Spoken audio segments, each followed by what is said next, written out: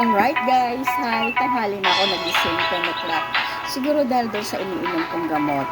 So, kailangan ko munang pumunta sa live ni Sisi Mars. Iniwanan ko siya, pero mag-e-end na yun siya. Labas muna tayo dahil bibili tayo ng ulam. Walang ulam, anong oras na? 11 na, I guess, 11 a.m. So, wala pa kaming food. Kaya pupunta ako sa Talipapa doon sa Soki ko para bumili ng ulam. Tahimik ang daan kasi mag-11 na walang katao-tao. So, tawid tayo para pumunta tayo dyan para bumili ng ulam. Tanghali na. Siguro dahil doon sa iniinom kong gamot. I-voice over ko to guys dahil maingay. Tsaka So, ayan, tumawid na ako. At pumunta pa yata ako doon sa kasi wala akong cash sa GCash para magbili ng ulam. So, at least nakapag-walking din ako. Walking and then buy tayo ng ulam for lunch.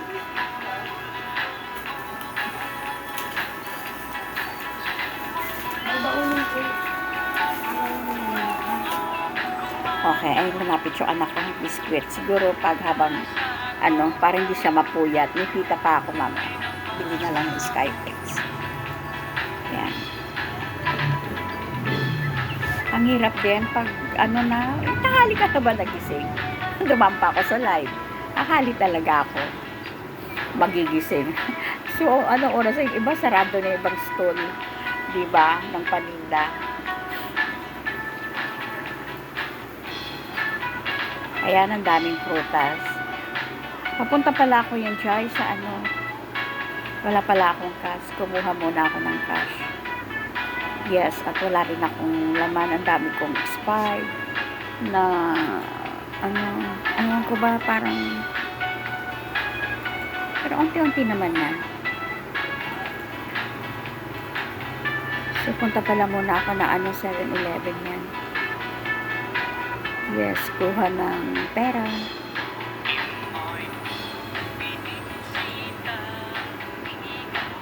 Para pambili ng ulam.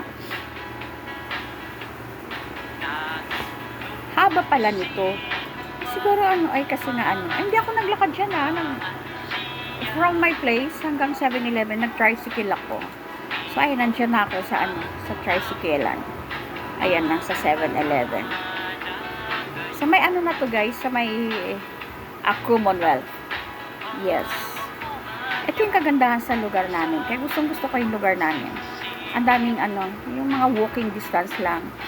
Marami kang mapupuntahan. Kasi ako guys, at my age now, ayan, tapos na ako niyan sa bangko. Ta-tricycle uli ako. At kasi mas madali pag mag-tricycle ka lang. At my age talagang gusto ko malapit sa ospital yung bahay ko. Yes, ayan, nandiyan na ako.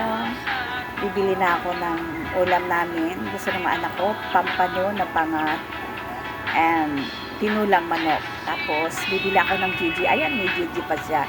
Inubos ko na yung Gigi niya. Guys, ang mahal ng galunggo ngayon. 320 isang kilo. Isang na lang yan. At least tawaran ko na 300. So, bumili ako ng manok. Titinula ko yan. At least isa't kalahati. Para until na yan, gabi. So, ayan yung pampano. Pinahiwa ko na isa't kalahati yun. Matagal na rin kasi ako hindi nagpapampano. Ay, nakalimutan ko pala bumili ng itlog. Wala na kaming itlog. At saka yung asin niya. Ang mura lang niya na. Kailang rock salt yan. Bibili na lang ako niyan bukas. Nakalimutan ko. May asin pa naman ako dito. So, ayan. Mas gusto ko kasi yung ganito, yung daily ako namimili para at least nakakapaglakad ako and sariwa yung mabibili mo. Kasi walking distance lang naman from my house to this stall ng isda. At may sukay naman ako. Tatawag na lang ako kung anong meron sila. Di pupuntahan ko na lang. And then I pay to GCash. So, diba? Tsaka late na. Madaling lutuin yung tinulang manok. Igisa mo lang yan. Sa bawang sibuyas, luya. And then, kompleto ricado. Marami akong maglagay ng ng gulay sa tinulang manok. Kasi ayaw nila ng gulay. So, dinadamihan ko para na, yung ano, yung nutrients ng mga gulay napupunta sa sabaw. Hindi ba sila kumain ng gulay, nahigop nila yung sabaw. Hindi ako maghihipon kasi parang umay. Yeah, tinulang manok kasi may sabaw and gusto ko yung sayote. And then pritong isda and then pangat na pampano. So yung ulam namin until until dinner, yes. Eh ako gusto ko yung sayote. Ayan. Mahigit kulang-kulang 2 kilo pala yung tinulang manok ko. Tapos 1 kalahating kilong pampano and 1 kilong galunggong. And then bili ako ng ricado. Madali lang naman lutuin yung mga naisip kong ulam. So as of now, while I am doing this video, kumain na sila. So time check to 2:21 na. Hinahabol ko to for my premiere tonight. So shout out everyone. So ayan na. Uuwi na ako niya. Pero iyan ihahatid niyan sa bahay ng suki ko. Hindi ako magbibitbit kasi mabigat. Ayan, kinuha na yung galunggong. Ayan. Pinaubos ko na para wala nang matira. Ang sarap kaya ng pritong galunggong, guys. Tapos meron kang ginisang alam. Meron kami dito yung alamang. Hindi ko na kinuha. Tinira pa yung 4, pero ilalagay na niya lahat yan. Yeah, ayan. Diba? Masarap din yan eh. Yung lapad na isdang yan. Dalagang bukid na lapad. Hindi ni maya-maya. Ayaw ng maanak ko ng maya-maya kasi malansa daw. Pero ako gusto ko yan, sweet and sour. Ayan, meron siyang baby pusit. Kasi lang, hindi ako yung mag-baby pusit. Yun. Ayan. Nanonood ako kay Andito ako ngayon kay Sisilab. While doing my live. Nakailang hours na si Sisilab? 81 minutes. Ayan. So, basta me time lang, nagsusupport talaga ako. So, ayan, umuwi na ako. Kasi magluluto na ako. Diba? Nagagalitan ako ng mga amo ko. Grabe.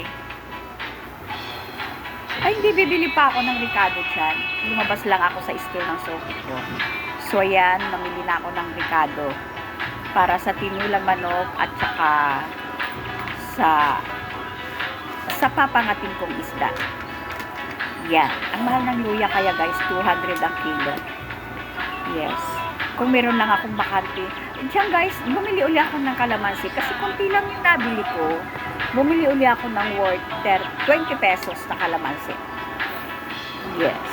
Mas gusto ko yung gano'n. Yung araw-araw ako nagmamarket kasi pera lang kung Sabado guys. Kasi meron sa store meron kami gusto kainin na wala sa suki ko. So, yun lang kasi yung free yung yaya namin. Nasamahan ako sa mamalingki. Sa wet market naman yun sa Commonwealth. Pag ganito kasing Monday to Friday, talagang, ay dapat pala nagbunggo ako, Pag ganitong Monday, wala talagang Monday to Friday, hindi free yung yaya namin. So, hindi ako nasasamahan. Saturday lang. Bukas ang Saturday, I guess hindi ako magmamarket. Kasi may ulam pa. Para tipid din. Kasi, din, pag nag-market ka, kung ano nakikita ko, binibili ko. So, pagdating sa ulam talaga, hindi ako nagbabudget. Hindi ako nagtitipid. Kung anong gusto ng mga apo ko kainin, lulutuin ko yun. Kung anong gusto namin kainin. Yes. Ganun din naman pag pupunta ako, parking, o kaya magta-taxi ako. Normally, nagta-taxi ako. Kasi pag nag-taxi ako from my place to Commonwealth Market, lang naman 150. So, ibababa ka na sa tapat ng market. Pag may sasakyan ka, maghahanap ka pa ng parking. Tapos, babayaran mo kayo magbabantay. So, ganun din, very easy. Pero lang kung madami akong papamalihin. Ayan. Yes. So, ayan, nakabili na ako, uwi na ako para magluto. Madali lang naman lutuin yung mga pinamili ko. Ang mahal ngayon ng mga bilihin, kaya na wala ka talagang choice. Ayan, bumili ako ng yung down sili, 2 tali. May tanglad pa ako dito kaya hindi ako bumili ng tanglad. So, ayun yung down sili. And then, pabili ako ng, wala na rin kaming cooking oil, hindi pa kami nag-supermarket.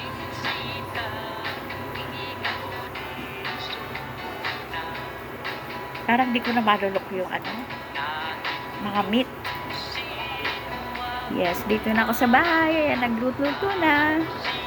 Yes, pangat.